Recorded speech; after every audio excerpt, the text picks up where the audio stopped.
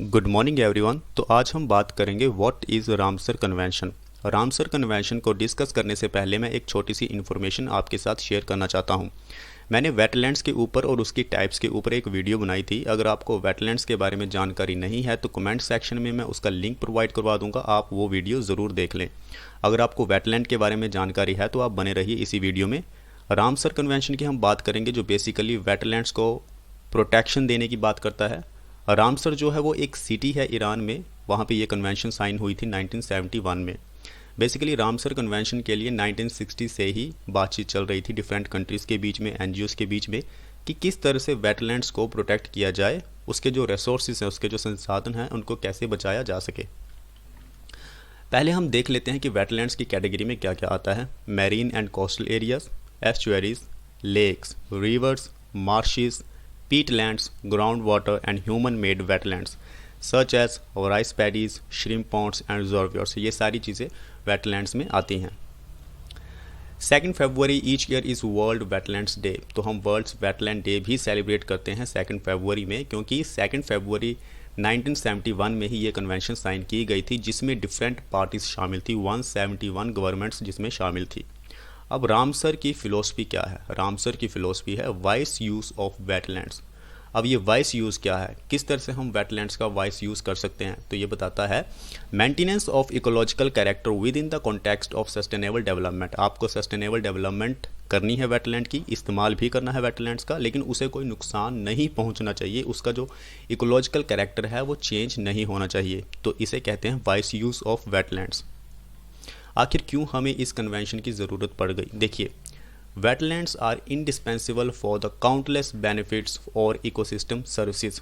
Wetlands जो होते हैं वो हमें बहुत सारी इकोसिस्टम सर्विसेज देते हैं, जैसे कि fresh water supply, food and building materials, biodiversity, flood control, बाढ़ को कंट्रोल करने में काम आते हैं वेटलैंड्स, ग्राउंड वाटर को रिचार्ज करते हैं, और क्लाइमेट चेंज जो हो रहा है उसको भी कम करते हैं, उसमें भी बहुत बड़ा रोल है वेटलैंड्स का। आज अगर हम बात करें कि वेटलैंड्स की क्या स्थिति है, तो 64% of the world's wetlands have disappeared in the last century. तो 64% जो वेटलैंड्स है दुनिया भर के, वो डिसअपीयर हो चुके हैं, लुप्त हो चुके हैं। As of April 2022 there are 2437 Ramsar sites around the world. तो देख लीजिए आप, 2437 रामसर साइट्स हैं दुनिया भर में, जिसमें 171 नेशनल गवर्नमेंट्स पार्टिसिपेट कर रही हैं इनकी प्रोटेक्शन के लिए।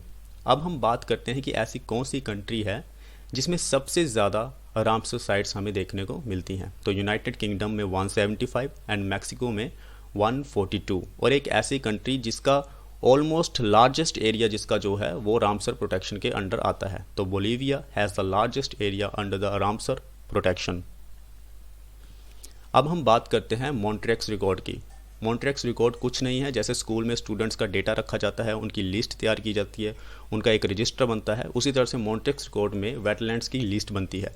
मॉन्ट्रेक्स record is a register of the wetland sites on the list of wetlands of international importance. ये एक इंपॉर्टेंट टर्म है कि मॉन्ट्रेक्स रिकॉर्ड में लिस्ट बनाई जाती है उन वेटलैंड्स की जिन्हें इंटरनेशनल इंपॉर्टेंस का दर्जा दिया गया है, जिसमें इकोलॉजिकल कैरेक्टर चेंज हो रहा हो।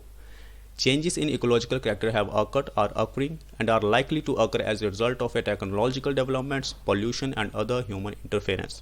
Human interference की वजह से जो इकोलॉजिकल करेक्टर चेंज हो रहा है वेटलैंड्स का, टेक्नोलॉजी की वजह से, पोल्यूशन की वजह से जो इकोलॉजिकल करेक्टर चेंज हो रहा है वेटलैंड्स का, उसका रिकॉर्ड रखती है Montreux record. So it is maintained as a part of the Ramsar list. Ramsar convention works closely with 6 organisation known as international organisation partners. तो वेटलैंड्स की प्रोटेक्शन के लिए 6 ऐसी ऑर्गेनाइजेशंस हैं जो काम कर रही हैं, जिन्हें हम इंटरनेशनल ऑर्गेनाइजेशन पार्टनर्स भी कहते हैं। कौन कौन सी है देख लेते हैं। BirdLife International, International Union for Conservation of Nature IUCN, International Water Management Institute, Wetlands International WWF, International Wildfowl and Wetlands Trust. तो ये 6 ऑर्गेनाइजेशन है जो वेटलैंड्स की प्रोटेक्शन के लिए काम कर रही हैं। अभी एक इम्पॉर्टेंट क्वेश्चन है जो UPSC में आया था, आई होप आप इसे कर लेंगे। If a wetland of international importance is brought under the Montreux record, what does it imply? अगर किसी wetland को international importance का दर्जा दिया गया है और उसे Montreux record में रखा गया है तो उसका क्या मतलब है? Definition है आपके पास. Changes in ecological character have occurred, are occurring, or are likely to occur in the wetland as a result of human interference. The country in which the wetland is located should enact a law to prohibit any human activity within the 5 km from the edge of the wetland. The survival of the wetland depends on the culture, practices and traditions of certain communities living in its vicinity, and therefore the culture diversity therein should not be destroyed. D. It is given the status of a World Heritage Site.